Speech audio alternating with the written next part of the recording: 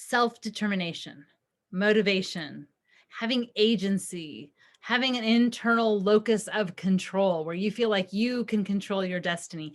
These are all associated with really good outcomes for helping us feel happier, less anxious, less depressed, and more motivated and driven to accomplish and have passion for what we do and just being happier altogether.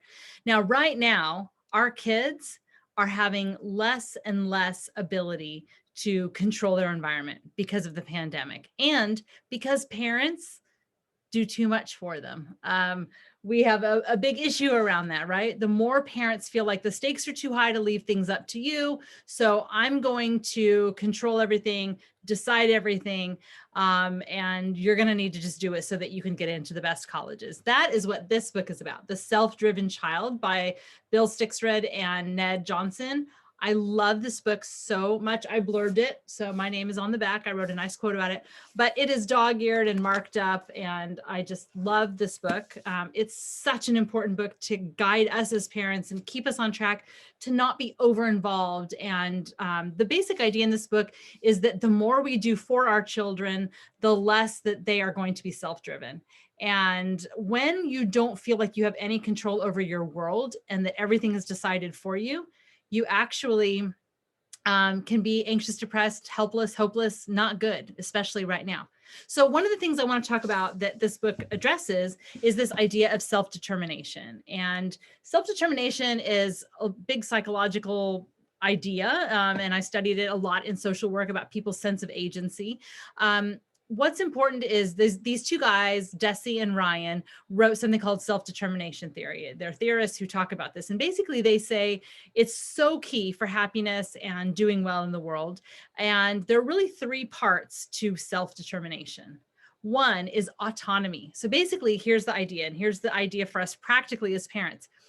We can explain to our child why something is important and then give them just as much freedom as possible to choose how they do it. Now, obviously, there are lots of things our kids don't get a choice about, but there are a lot of things that we are deciding for them or we're not giving them choice around. So explaining what we need, explaining what we expect, explaining why something's important, and then giving them just as much control, freedom, autonomy. This communicates to them, I trust that you can figure this out. I trust that you're going to be able to handle this. So super important for building resilience in our kids and for them to build those skills around self-determination. The second thing that they talk about in self-determination theory is competence. And don't get this confused. A lot of parents think, well, my kid needs to be a really great piano player. They need to be really good at lacrosse or whatever it is.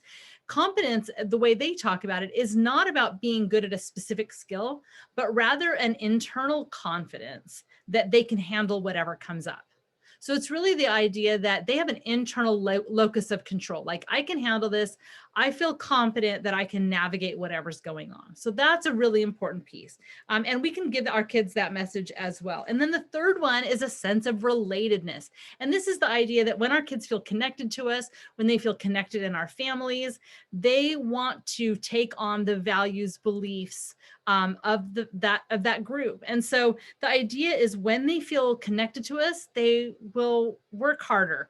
They'll feel more motivated. When their teachers make them feel connected, they work harder for their teachers. So self-determination theory really is so important here in thinking about how we influence our kids' goals and values, how we build their sense of competence, and how we really honor their autonomy.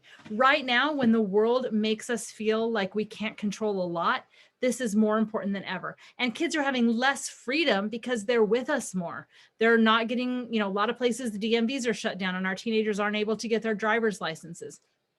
Kids aren't going to school as much, so they're not getting to be away from their grownups. So we really need to find ways to promote their autonomy, their competence, and promoting relatedness through connection.